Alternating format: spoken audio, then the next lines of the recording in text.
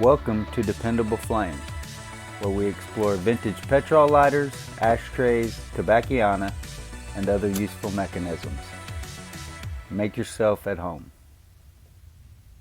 Today we are going to hopefully demonstrate the reliable usefulness and dependability of this vintage Firefly Flick automatic petrol lighter. I fueled this up earlier today.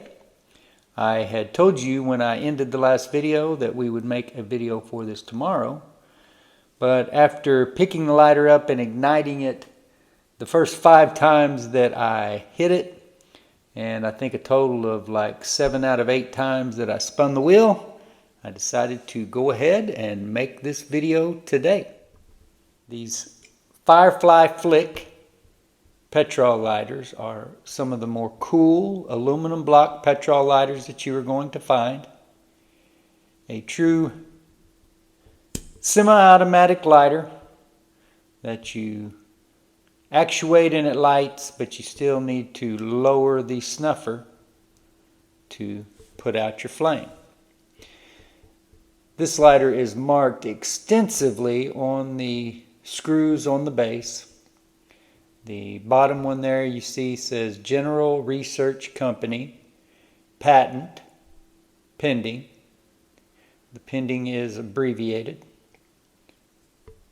Buffalo, New York, and it is also marked in the center for Flint. The other screw is marked Fuel and says Firefly Flick model, made in USA. Really cool lighter, marked way better than your average aluminum block petrol lighter is marked. Here we will see our flint spring and the flint spring screw, which does still have its paper gasket, although there is some contamination, corrosion, whatever you would call that. You can also see here that we have spaces for 4 extra flints. Those are just the generic eBay flints from our buddy Robert Hollingsworth. And the flint that we actually have installed in the tube at the moment is a Dunhill blue flint.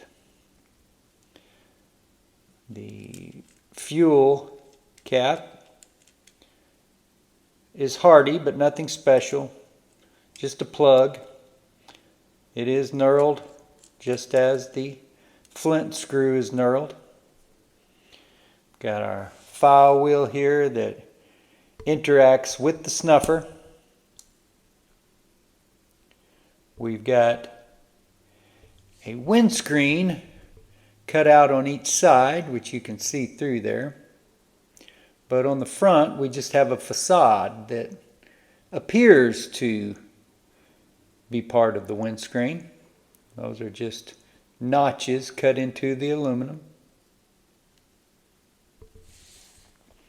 This lighter seems very similar in size to me to the Penguin Cygnus petrol lighters, but does appear to have a bigger capacity for fuel than those lighters for certain. This is the second or third of these that I've had. I cannot remember specifically. For sure the second, maybe the third. There's some damage to the screws, especially the fill screw here. And that is how that screw is marked. I think I said earlier it was marked fuel. It's actually marked fill. But you can see that there are some blemishes to that screw. Some minor damage to the knurling. But the flint screw looks a little better.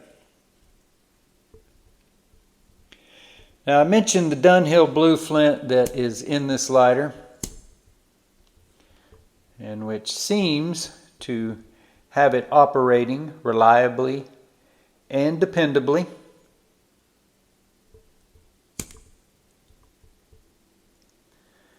But I also mentioned to you that we had other flint here in the spare flint compartments that this lighter affords. So we've got 4 of the red flints and 1 blue.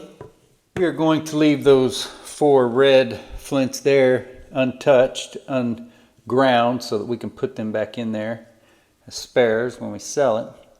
But just for the time being, just to test this lighter out with a generic red flint from our buddy Robert, we will install that in the tube, thread our flint screw down, and it may take a minute here to get this grooved, but we'll just see how this red flint operates in this Firefly flick in comparison to the Dunhill blue.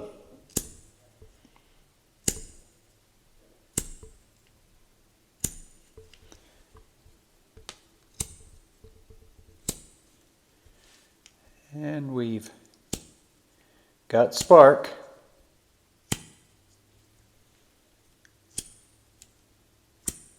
But we do not have ignition.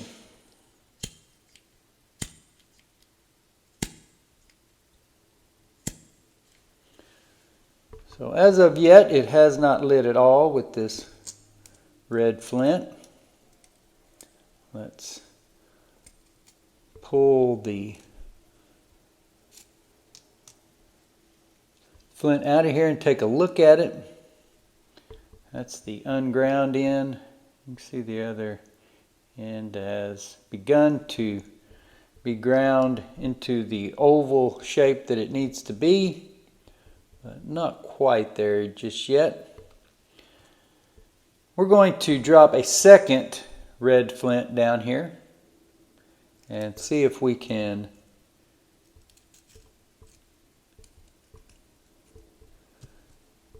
get our flint spring screw to thread down on top of that.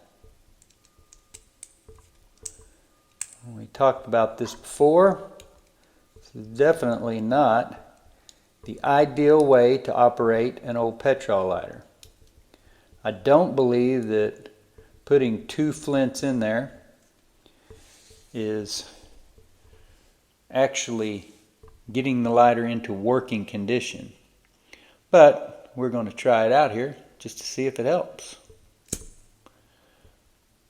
So there we have with 2 red flints. It lights right up. I apologize that at times I have to switch hands, but this left hand is extremely numb right at the moment. And we have a third one. So it appears like with the extra tension from the extra flint that it operates pretty well with the red flint, but that was not necessary when we had the blue flint installed. So get our spring back out of here.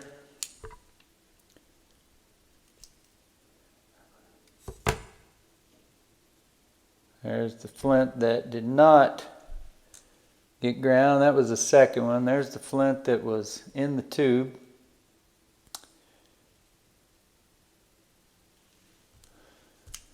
So that is the state of this lighter. It does appear to work much better with the old Dunhill blue flint, as you see here.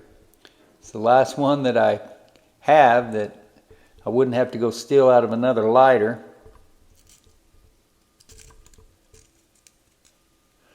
And we will go ahead and replace all of our spare flint in these 4 compartments.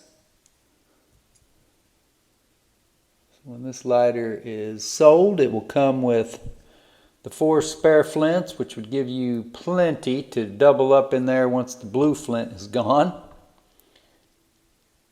And the blue, the Dunhill blue, the old Dunhill blue flint, not the ones that are really bright like the new ones.